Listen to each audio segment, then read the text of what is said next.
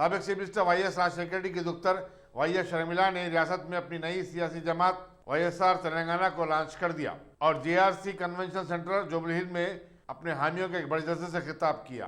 उन्होंने अपनी धुआंधार तकरीर में हुक्मरान टीआरएस और बीजेपी को आड़े हाथ लिया और कहा कि दोनों जमातें आवाम से किए गए वादों को पूरा करने में नाकाम हो चुकी हैं। शर्मिला ने कृष्णा पानी के मसले को लेकर दोनों तेलुगु रियासतों में जारी तनाज़े पर कहा कि दो रियासतें 2 मिनट मिल बैठकर बातचीत करने के लिए तैयार नहीं है, तो सवाल ये पैदा होता है कि फिर इस मसले का हल कैसे होगा। शर्मिला ने कहा कि तेलंगाना में वो वाईएसआर की हकीकी वारिस हैं, कांग्रेस को उनके वालिद के नाम का इस्तेमाल करने का कोई हक हासिल नहीं है। ఈ రోజుటి వరకు తెలంగాణలో మేము పేదలము అని బాధపడే వాళ్ళు ఎంతో మంది, సంక్షేమాన్ని కోరుకునే వాళ్ళు, రాజన్నను తలుచుకునే వాళ్ళు ఎంతో మంది ఈ రోజుటి వరకు తెలంగాణలో ఇంకా ఉన్నారంటే దానికి కారణము వైఎస్ఆర్ గారి సంక్షేమ పాలన. నేను కరీంనగర్లో ఒక అక్కను కలిశాను. ఆ అక్క చెప్పింది, అమ్మా నా భర్తకు కరోనా వస్తే 11 లక్షలు అప్పు చేశాను, కానీ లాభం లేకపోయింది, చనిపోయాడు. నాకు 2 ఆడపిల్లలు ఉన్నారు, 9 ఏళ్ల అబ్బాయి ఉన్నాడు. ఇప్పుడు వైఎస్ఆర్ గారు ఉన్నప్పుడు నాకు ఇందిరమ్మ ఇల్లు వస్తే 6 లక్షలకు అది అమ్మేసి ఆ అప్పు తీర్చాను, ఇంకా 5 లక్షల అప్పు అలాగే ఉంది అని. ఒక పక్క భర్తను కోల్పోయి, ఇంకో పక్క ఇల్లు పోయి, ఇంకో పక్క అప్పులు పాలైపోయి, 2 పిల్లలకు పెళ్లిళ్ళు చేయాలి, ఈ కొడుకును చదివించుకోవాలి, నేను ఎలా బ్రతికేదమ్మా, ఇవన్నీ ఎలా చేసేదమ్మా అని తను ఏడుస్తే నాకు కన్నీళ్లు ఆగలేదు. కేసీఆర్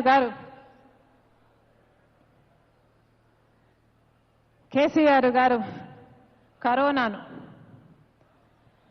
కరోనాను ఆరోగ్యశ్రీలో చేర్చుంటే ఎంతో మందికి ఆసరా ఉండేది, పేద ప్రజలకు ఒక భరోసా కలిగేది.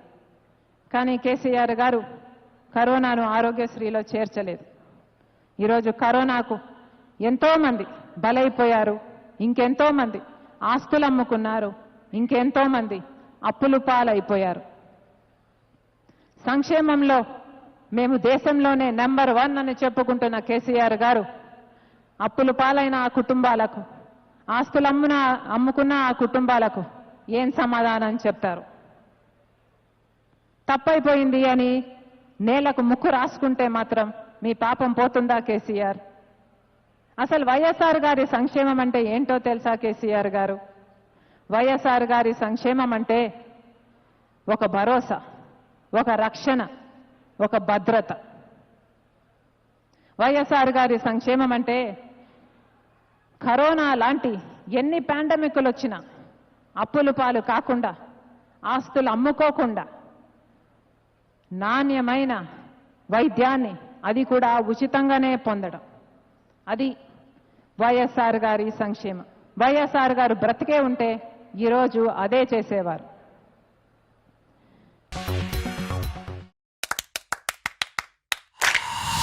Dynamic Success the Junior College. Enter to win. Masters in MPC and BPC. Integrated coaching for NEET, IIT, JEE. Separate block for girls. Better coaching, better planning, better environment with better results. Opposite Madannapet Mandi, Saeedabad, Hyderabad. Phone 04029701124. An institute of success schools.